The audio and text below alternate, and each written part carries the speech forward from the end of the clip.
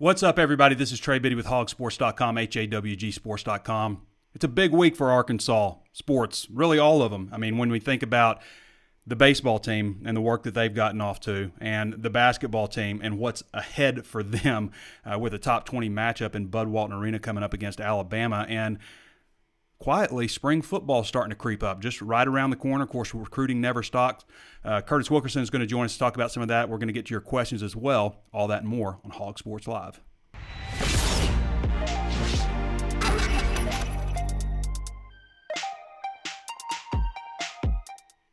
Okay, before we get started with any of the watch and listen type stuff, I want to mention this to everybody because this, to me, is the sweetest deal we've ever done. Okay, we are right now offering 50% off at HawgSports with CBS All Access for absolutely free. Okay, we've done some pretty good promotions before, but we've never done anything like this. So I've done everything I can to get this out there because what this breaks down to, first of all, normally this whole package is $207, okay? And you're going to get it all for $53.70 for the entire year. That's HawgSports.com VIP membership and CBS All Access, which is going to transition over to Paramount Plus on March 4th. That's normally $100 a year. And the cool thing about it is you get it for as long as you're subscribed to HawgSports. So if you're subscribed to HawgSports for 10 years, you get this streaming service, Paramount Plus, for the entire, that's $100 value right there. It's commercial free.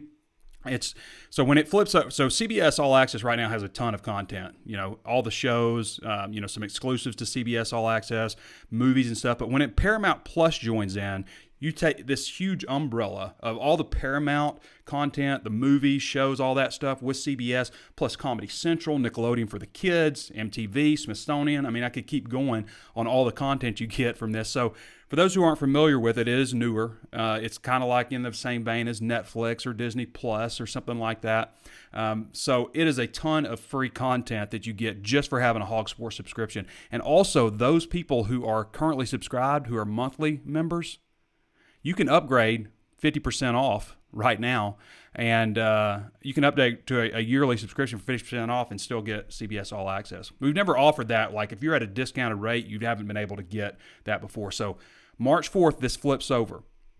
You're going to want to take advantage of that right now. HawgSports.com, part of the 24/7 Sports Network. We're just doing this for a couple of weeks, but this to me is the best deal that we have ever offered. And we're actually at Hog Sports right now.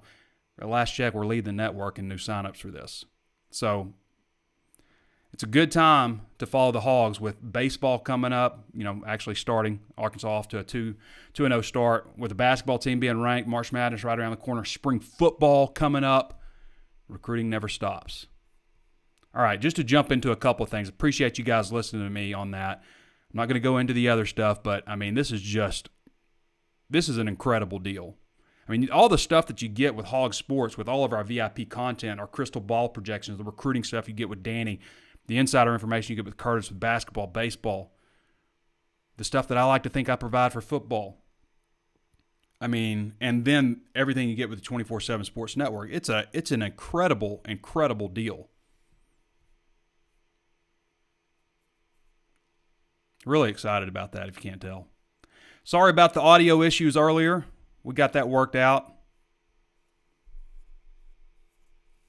So Arkansas continues the rise to the top 20, 346 votes in today's release, even though they didn't play against Texas A&M. They still moved up 4 spots. Arkansas 17-5, 9-4. They'd be 11-4 right now.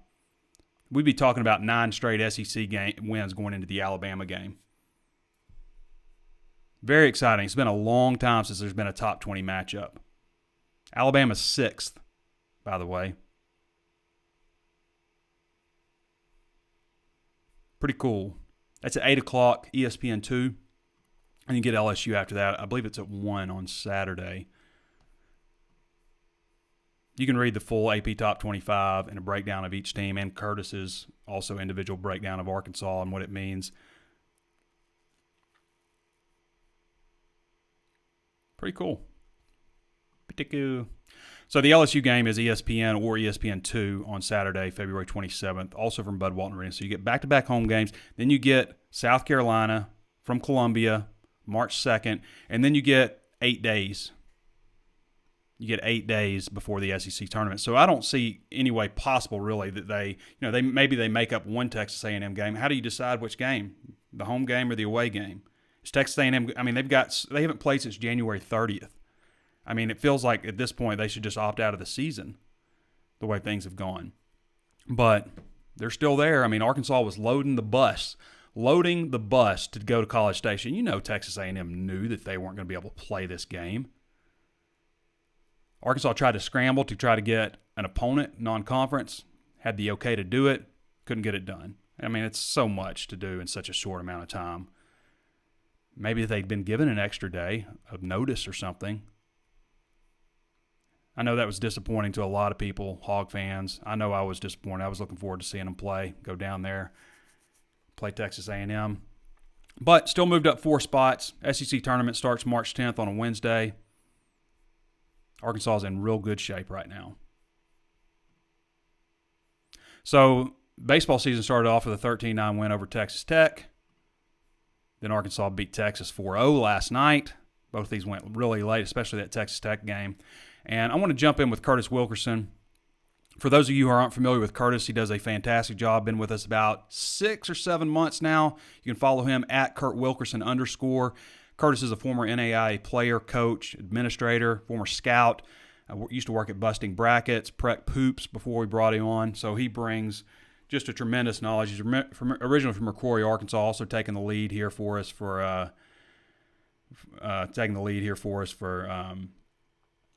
Razorback baseball also. So see what Kurt has to say about last night's game and the way the season started. Hey, Curtis, can you hear me okay? I can hear you just fine. We had a little bit of a problem with the audio, but we got it worked out now. So we're just kind of talking a little bit about basketball and baseball before we talk any football and recruiting stuff. And you covered the team last night, beat Texas 4-0, beat Texas Tech 13-9, and got TCU tonight. I believe it's 6 o'clock tonight. So what are you seeing out of these Diamond Hogs so far? Pretty impressive start.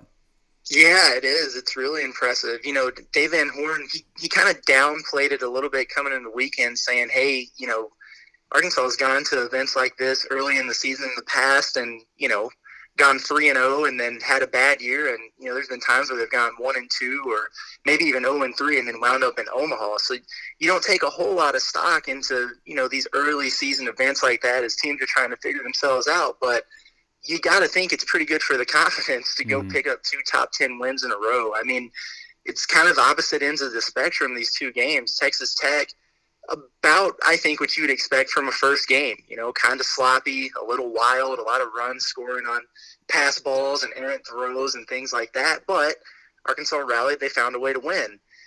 You turn around to Texas last night, and it was just a masterful pitching performance. I mean, you had 3 guys for Arkansas that were dynamite. Peyton Paulette, the starter, goes 4 1/3. He strikes out 8 and only allows a hit. I mean, he was electric. And then Caleb Bolden was just as good the final 4 innings of the game. A much cleaner game. You pitch a shutout against the top 10 team. You get timely hitting. Brady Slavens, you know, drives in all 4 runs, hits the big 3-run shot in the 6th inning, and here you are, 2-0 with a chance to sweep against 3 top 10 teams if they get it done tonight. What's this rotation going to look like? Look in your crystal ball. What's the weekend rotation here? I think it's interesting. Like Connor Nolan, you know, there hasn't even been a whole lot of talk about him. Yeah, it's really interesting. You know, I think if you asked in the fall or, you know, throughout this entire time during the offseason, that conversation probably started with Connor Nolan and then Patrick Wicklander, the 2 guys who've been in the rotation. You know, and I know Nolan had some struggles in the fall, and I think he's been a little bit better in the preseason during the spring. I wouldn't be surprised if maybe we see him out of the bullpen tonight. And then Wicklander, you know, we got out to a couple scrimmages in the preseason the last couple of weeks, and he really struggled with his command. And I think that might be what got him. But obviously both those guys are talented enough to be weekend starters in the SEC. But then you just see the arm talent and the depth on this team so far. You know, Vermillion, who started Saturday evening, he was a closer last year. And, you know, they're stretching him out as a starter, and you can see his stuff. He pitched well. Didn't probably go as deep into the game as he would have liked to, but Van Horn had those guys on a pitch count for opening weekend, 70 to 75 pitches. I think he did enough to earn another look. Then Paulette, I mean, he's got the makeup of a Friday night guy. If he can carry over what he did last night, moving forward, some really electric stuff for him. And then there was a lot of debate about that third spot. Would it be a Connor Nolan? Would it be a freshman, who they're really excited about, another arm we might see tonight, Jackson Wiggins, who comes in and indications are he's throwing 97, 98. So an exciting guy to see, but they're going to go with Houston transfer lefty, put a lefty out there to give a different look in Lyle Lockhart. He was a weekend starter at Houston for 2 years, so we'll see what he's made of. After the game, Van Horn talked about, Caleb Bolden, who shut things down last night, could be a guy in line for a start. So I think it's fluid. I think the first two guys have kind of made their case for staying in there, but I wouldn't be surprised to see several guys get their shot before SEC play starts in about 3 weeks. Curtis Wilkerson joining us. Curtis does a fantastic job covering Razorback baseball, basketball, football, basketball recruiting. A lot of great insight there. So baseball game is tonight, February 22nd, for those listening or watching later, against 10 TCU at 6 p.m. Central Standard Time from Globe Life Field in Arlington. This basketball team doesn't even have to play, and they move up 4 spots, Curtis. Yeah, isn't that something? It was a shame the way everything went down with the Texas A&M game. Obviously Arkansas was loading up on the bus to head down there on Friday and got the last-minute news that game was going to be postponed due to, some really ongoing COVID issues with the Aggies. And, they hadn't played since that SEC Big 12 Challenge on January 30th. At some point, you wonder, are they even going to come back and play at all? It's a terrible situation over there. You feel bad for, the student athletes. But it really kind of puts the SEC in a bind in terms of, how they're going to determine who's going to get these makeup games and, who's going to wind up short. I have no idea what they're going to do. It might be something that we ask Eric Musselman in his press conference a little bit later today. But, Arkansas did have a chance to impress in their midweek. They hosted a really talented Florida team that's projected in the NCAA tournament, built up a 15-point lead in the second half. Saw it evaporate. All of a sudden, they're down by 1, but they rallied and picked up a double-digit win against a quality opponent there at home. And, you combine that with some other teams losing. I mean, you look at that top 25 poll, even in the SEC, teams ahead of Arkansas last week, like Missouri, like Tennessee, all took some bad losses, and Arkansas passed them up. So moving up to number 20, that's exciting. You love to see that. And then bringing in, the number 6 team in the country on Wednesday in Alabama for a rematch. I'm sure Arkansas still has a bad taste in their mouth after that first one. And, you just wish that Bud Walton could be filled up for that. But I have a feeling the 4,000 or so that they can pack into that place, it's going to be a little bit of a rowdy crowd. I would imagine everybody that can come to that game is going to go to that game. No I doubt. also I wonder, if you remember the last time that Arkansas played Alabama, there was that practice that Musselman had. Remember after the LSU game? He just was not pleased with the way that they played and ran them through that grueling practice. Said it may impact us in the Alabama game, but this needs to be a practice where they look back and remember. And it might have impacted them against Alabama, but it's a different team. They've got Justin Smith back. Alabama is extremely good, obviously, so it should be an interesting matchup.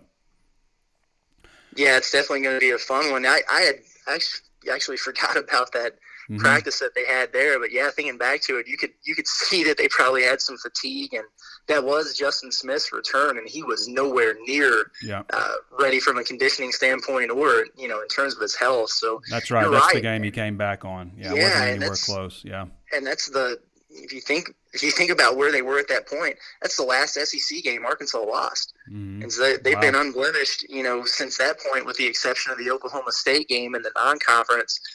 You're right. It's just a very different team at this point in Arkansas. Alabama, it was on the rise then, but they've really ascended into a top 10 program. So it's you can almost throw that last game out the window. It feels like this should be a good matchup and a much more competitive game. Feels like if Arkansas wins 2 of these next 3, then they're pretty well set for a second place finish in the SEC, wouldn't you think? Yeah, absolutely. That's something to really keep an eye on. It'd be nice if Arkansas could sneak up there and catch Alabama, but Mm. they would have to win out. Alabama would have to lose out. That's probably unlikely. But yeah, right now, Arkansas is in a second place tie with LSU. LSU has a tiebreaker. Obviously, they won the first matchup against the Razorbacks. But Mm. if you handle your business at home, or like you said, win 2 out of those 3 games, and especially beat LSU, you got a chance to pass those guys up and take control of that second spot. And, you really want the top 4 to get that double bye in the SEC tournament. But, man, wouldn't it be something for a team that started off 2-4, and we were kind of wondering at that time, what the heck is going on with these guys to fight all the way back and get to second place and a top 25 ranking? Pretty remarkable turnaround. Yeah. All right, Curtis. Appreciate you, brother. Always. All right. That's Curtis Wilkerson. Again, you can follow Curtis's stuff at HawgSports.com. He just does a great job. And you can follow him at KurtWilkerson_. And he's still there. Get off there, Curtis. All right. Let's shift gears a little bit. Talk about some spring football, right? So the way things look right now, first of all, nothing has been set. No schedule has been released. But this is about the time when you start hearing about, like, I always look back, I set alerts and stuff, like when things are about to be expected.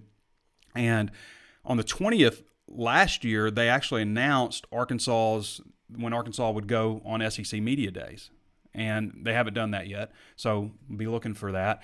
They also, right around this time, announced Arkansas's red-white game, when that's going to be. Now, Florida has canceled their red-white game due to Ben Hill Griffin Stadium being used for vaccinations and for testing. Donald W. Reynolds Razorback Stadium isn't being used for that, at least not right now, so I don't think that's a concern of the red-white game being canceled. We certainly want to see that because there's so much stuff to look forward to. Hopefully we get some more access to practices than we had last time. I'm hoping, since it's the spring, that we'll get that. I just don't see any reason why not, but just a few of the key storylines here. Well, first of all, spring football last year started March 15th. We got to go over this, okay? So spring football started March 15th last year, which was a Monday. And the reason I think they did that so they could get 3 practices in before spring break started. A lot of coaches like to hold the practices, go to spring break. Maybe you get time to think about the things that you just went through and just dive straight into it after that. Well, this year, that would be March 16th. But there's not spring break this year because of COVID. What they've done is student holidays. So instead of, March 22nd, something like that, when they were supposed to have spring break, now they've got February 23rd, I think. Let me see, what are my dates here? See, they've got February 22 through 23 is a student holiday. March 25th through 26th is a student holiday, and April 2nd is a student holiday. So basically what you've gotten is 3 long weekends instead of a spring break. So maybe enough time to chill, but probably not enough time to head across state lines and go to Florida and have a wild spring break, which I guess you would probably discourage right now during COVID times. So that's how things have happened. So I think maybe you see them start March 17th on a Tuesday, because usually in spring you go Tuesday, Thursday, Saturday, and then after you get your full pads on and all that stuff, that next Saturday is usually your first scrimmage. So maybe March 17th, maybe give or take a week. It's hard to imagine them going after that. I think March 17th would probably be the latest possible date that they would start spring drills. So quarterback battle is going to be very interesting. I hear a lot about KJ Jefferson, and they're just really pleased with the way he progressed last year. The action that he got in the Missouri game, accounting for 4 touchdowns. I've talked about that game. Arkansas lost 50-48, but it wasn't because of KJ Jefferson. I mean, they go into the fourth quarter with a 10-point lead, score 2 touchdowns. He also completes a 2-point conversion pass. Most people would say, yeah, Arkansas is winning that game, but they lost. So from what I hear, Felipe Franks did some great things at Arkansas. Arkansas doesn't get off to the start that they had last year without Felipe Franks. But, with KJ being in the system for a couple years now, with as many as 4 years of eligibility left if he wants it with a COVID shirt, if that battle's kind of even in the spring, then, maybe Felipe didn't just come out as the unquestioned starter, So And at least that's kind of some of the stuff I hear. And then, Malik Hornsby probably a little more unknown from, how he might do if he got into a game. He just really had those 2 carries, during the season, I think, when KJ was out. But Malik, for 2 guys that are dual threat quarterbacks, they couldn't be more different. I mean, KJ is that long strider, 6'3", 240, move a pile type of guy. Malik Hornsby more like probably 190 now, 6'2", shifty, quick. Probably a little bit more polished up as a passer at the same stage when KJ arrived. Still going to have some things to work out, obviously. 13 early enrollees, that's obviously very intriguing. How much, with all these like wide receivers that you return with a lot of talent,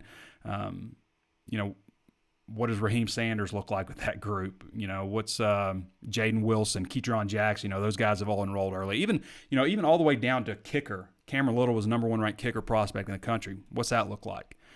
Plenty of position battles, not just quarterback. I mean, there's 7 players on the offensive line with starting experience. There can't be that many. Defensive line should be an intriguing battle. Even tight end with Blake Kern and Hudson Henry battling out. Both those guys are going to be used. But wide receiver, Devion Warren is going to be limited in the spring. He's not going to go through contact. Does that put him behind Jaquelin Crawford? Just Trey Knox, is he a guy that returns to his freshman form? Does Darren Turner introduce himself? So there's some interesting things at wide receiver heading into this spring also. And, defense, I don't think anybody's, unseating Bumper Pool or Grant Morgan, but, how's Levi Draper going to look? He was hurt in the first game. With a new linebackers coach, does he see something that maybe you didn't see in, a younger player? There's a good number of young linebackers on this roster. Kellen Burrell, for example, like that freshman class, there was a decent number who came in. So, do those guys make their presence known? Does Andrew Parker finally take that next step to really pushing for playing time? What does Michael Scherer see in those guys? And then all the assistant coaches, that trickles all the way down. Defensive line, can Jermile Ashley, can he make Matayo Soli the pass rusher that he should be? Now, he's played with a cast on his hand for a lot, but he doesn't have any sacks in 2 years in college. This is a guy that had like 25 as a senior in high school, and he can't get any sacks. I think that's one reason they brought in a former defensive end, a guy that was all Big 12, not only for, helping recruiting and recruiting Tulsa area, but got to get some pressure on the quarterback. There's some good players at defensive end.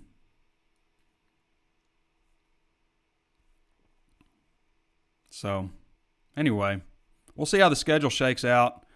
Last year, the red-white game was Saturday, April 25th, so Saturday, April 17th might make more sense this year, especially with the spring break, not counting or not being part of it.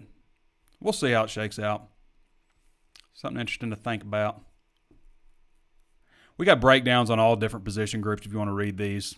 VIP breakdowns, something you can get with your CBS All Access VIP membership at HawgSports. I'm gonna transition over to your questions now, and if we got more time, maybe we'll come back on some spring football. But again, I've got to mention to you guys once more, this promo is the best one I think we've ever done, and we've done some great promos, but this one to me trumps it. Again, it is CBS All Access, which transitions over to Paramount Plus on March 4th. Which vastly improves the library. I mean, it's vastly. So for those who aren't familiar, you're familiar with Netflix, you're familiar with Disney Plus, Hulu, all these different streaming services, Prime. This is like that. And I've already watched a ton of shows on there. There's a lot of good content. I've watched some movies that they have. Again, it's a normal $99.99 annual value. You get absolutely free. And HawgSports, which is normally $107.40. I don't know why that's the price, but that's it. That's what we settled on. $107.40 is half off. So for $53.70, you get a value of $207.39. You get a year subscription to HawgSports and the start of a free subscription for as long as you're subscribed to HawgSports of Paramount Plus / CBS All Access. Commercial free. It's a great deal. It really is. I'm very impressed that they put this together. Very thankful that they put this together because I think this is going to open a lot of doors. I mean, it's too good of a deal to turn down, especially with spring football starting up here. Really good deal. So sign up for that at hawgsports.com. You go to the site, part of the 24/7 Sports Network. Go to the site. You'll see plenty of places to click on that. There's no promo code or anything. You just sign up for the annual subscription, and you will get the deal. Fantastic offer. Really excited, if you can't tell. All right. Let's get to your questions, everybody. A lot of people say they can hear me. Appreciate that. Sorry about the bad start there. Actually, that was my bad. I just had something not plugged in all the way. Calling the Hogs from the Golden Isles of Georgia, says Willis Hunter. Chad Everett says, welcome back Monday. Diamond Hogs look good. John Oliver says, just ready for the Bama game to see these Diamond Hogs line up with Goodhart in it. Yeah, got to get him back in the lineup. He's had some, I guess, stomach issues. Steve Welton says, we would have beaten the Aggies. They just bad right now. Yeah, I mean, Arkansas should be on a 9-game SEC winning streak right now. I mean, everything changes, butterfly effect and all. But for the sake of argument, yeah, Arkansas would probably have beaten Texas A&M twice, even when they were so banged up a couple weeks ago. John Oliver says the entire program up in every sport. Yeah, everything is trending upwards. I mean, like for most sports, like baseball, basketball, I mean, those sports are doing great right now. Football, I think there's more encouragement than anything, but football's not really on the level of like, when you talk about all the women's sports, most all the men's sports, I mean, a lot of people excited about baseball. Casey French Fulton says it was fun to be at the new stadium. The game started slow last night, but glad to see them win. Yeah, it was a slow starter. John Oliver says both starters look good. Let's see. John Oliver said TCU lost all 3 last year. Hope they do again this year. All right.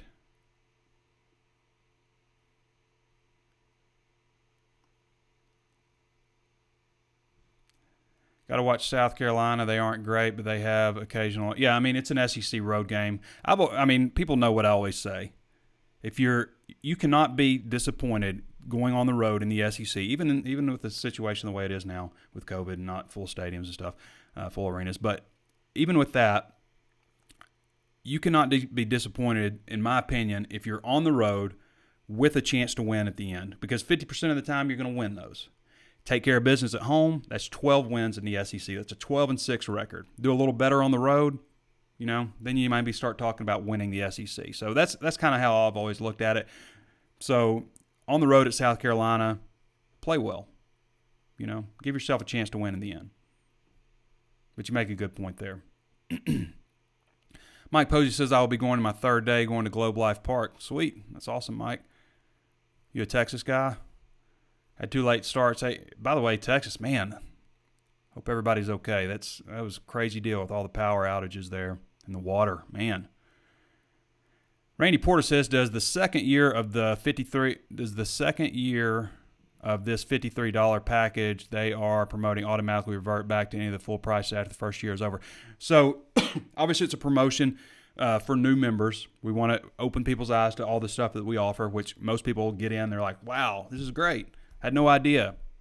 After you're eligible for the $53 for 1 year for HawgSports, okay? But the Paramount Plus CBS All Access streaming service, that remains free for the life of your subscription. So even though you'll go from $53.70 to paying $107.40 after your first year, which is still a hell of a deal. I mean, this is a great deal, period. Just the $107.40 for the entire year subscription, but getting it half price is obviously even better. But after that, you'll if you want to continue the service, it's $107.40. But CBS All Access is still $100 value, absolutely free, for as long as you're subscribed.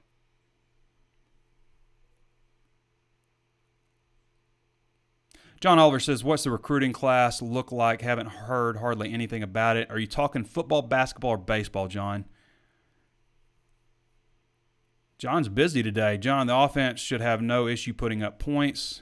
I'm guessing you're talking football. There's 2 extra games make up 1 game deficit behind Bama. Now you're back to basketball. Jonathan Parker says, what's going on with Nolan? Why hasn't he pitched any? I think Curtis pretty much covered that, if you were listening, Jonathan. And just, I think maybe some other guys just kind of pushing on past it. What do you think the running back room will look like come the fall? So I got the roster pulled up real quick here. So the running back room, Dominic Johnson returns, Traylon Smith, Josh Oglesby. Those are your scholarship guys. I think Josh Oglesby is an intriguing player because he is like near world-class speed. I mean, he's an All-American track performer, had a foot injury last year. He's a smaller back at 5'8", 174. I would think that Traylon Smith builds on last year.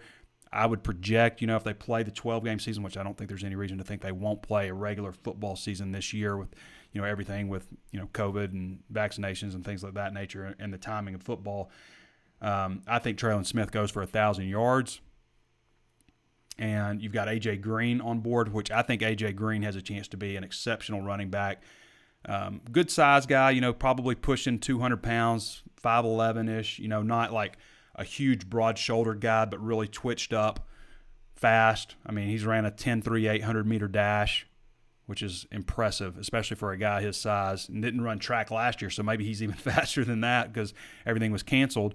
So Javion Hunt, is a guy I think a lot of people overlook. Another guy out of Oklahoma who has a chance to be a really good running back. Maybe more of a thunder lightning type of combo with those two guys. So some good young backs on campus. Off to a good start also with Rashad DeBinion for the class. Just to segue into your question, out of Ellenwood, Georgia, Cedar Grove High School, 5'10", 185. Very fast, very smooth running back. Once we get some official times on him, I think you're going to see him probably bumped up to 4-star status. He is a 4-star on one other recruiting service. So you've got DeBinion, who sounds like a cryptocurrency. Dax Courtney out of DeWitt, who's had a knee issue, 6'6", 210 tight end.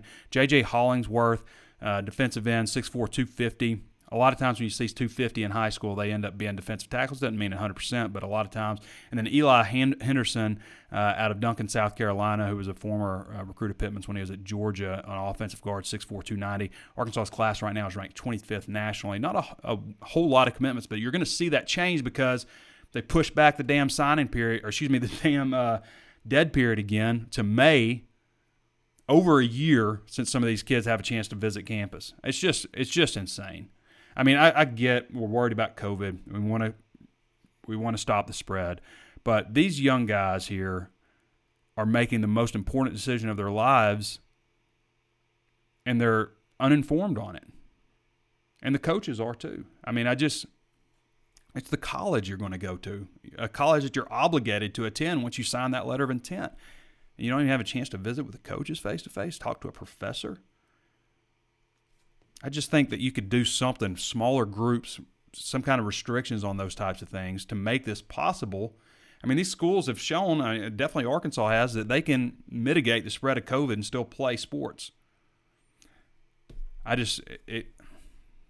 not a fan of, I can understand, like, when we didn't know anything and it's like, stay at home, everybody quarantine, don't go out, lock it down, let's figure out what's going on, let's figure out some treatments and stuff like that. I can understand, like, shutting recruiting down with that, obviously. I'm right there. But now we're talking about May. We know so much more about this thing. And there's reason to be scared. I'm not saying that, like, go out and do whatever you want, but to me, it's just like, it's important, for these guys to be educated on the schools they go to and for the coaches. So, anyway, that's my thoughts on it. I think there are, things you can do without just shutting it down, and that's it. Our coaches are going to be able to go out in the May evaluation period. Are they going to be able to visit campuses, talk to a counselor? I mean, you hold these coaches accountable. Are you going to lax the requirements that coaches have for the players that they bring in? Because they get more and more strict each year. You're more and more accountable for the players you bring in each year in terms of academics, whether it's a 4-year scholarship or not, all of these types of things. Is that going to be laxed? Relaxed. All right. Where are my questions at? Here we go.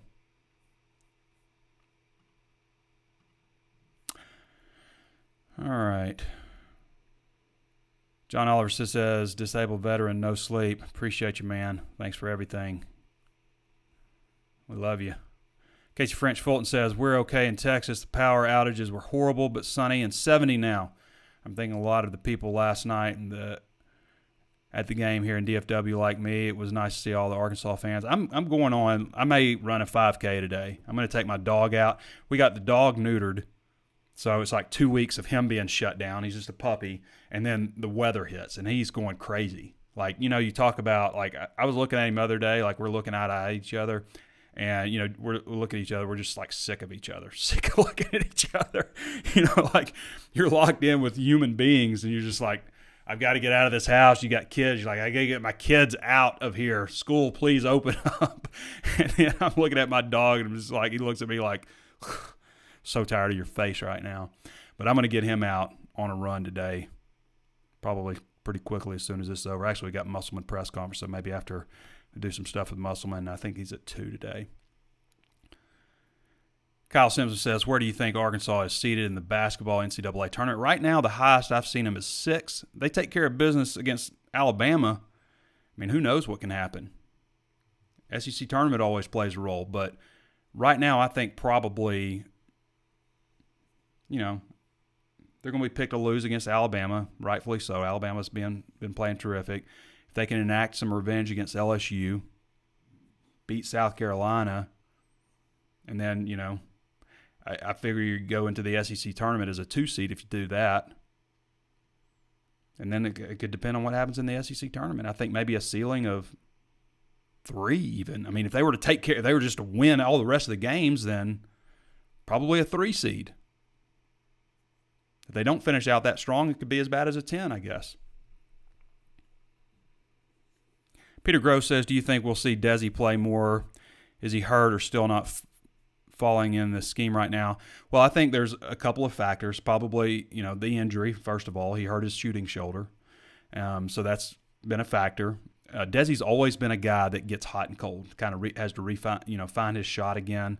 So that's a factor as well. And then also Devo. I mean, Devo is playing well, and Devo kind of brings a lot of the same energy type of things that Desi brings. So I think all of that. But they're going to need Desi to come back. They're going to need J.D. Note. J.D. Note has an explosive scoring output somewhere on the horizon here. He's been a little quiet too. He's also, I think he kind of landed funny on his shoulder or his arm and jammed his shoulder up. So, but yeah, I mean, they'll need Desi at some point. At some point, I don't think that this team as a whole has just like everybody puts it together. Have they really had that just yet? I don't know if they have. Tina Thornberry says, Woo Pig Suey. John Oliver says, team rankings has them seeded 6, but almost even percent between 4, 5, and 6. They went out and could make a run in the tournament, could get up there. Yep, they absolutely could. They absolutely could. What else you guys want to talk about? I'm anxious to see what happens for spring football. I mean, like right around the corner here, an intriguing baseball game. If you guys have been able to watch, I believe that's Flow Sports. I've watched a little bit of the games, obviously. Curtis and Danny have covered the game, so we haven't had – I've been just kind of followed around, listening and watching, watching on my phone what I can, stuff like that. But Razorback baseball keeps knocking at the door. Be interesting to see how this thing turns out this season for him. I mean, like, can we really imagine, like, Dave Van Horn, for as many times he's been to College World Series and all this stuff, like, before his career is over – not saying his career's close to being over, but not winning a national championship. I mean, obviously they've been as close as you could possibly get. Like, you couldn't be closer than they've gotten. And that was an unfortunate year. But, I mean, I feel like I don't see how Dave Van Horn could end his career with everything that he's done at Arkansas, Nebraska, and not end up winning a national championship at some point. Arkansas just keeps knocking at the door. And that's always been the secret. Like, it's rare just to, like, pop up and win a national championship out of nowhere. It's just like banging at that door, no matter what the sport is, and eventually you knock it down and get it. And that's what baseball's been doing at Arkansas for a while now.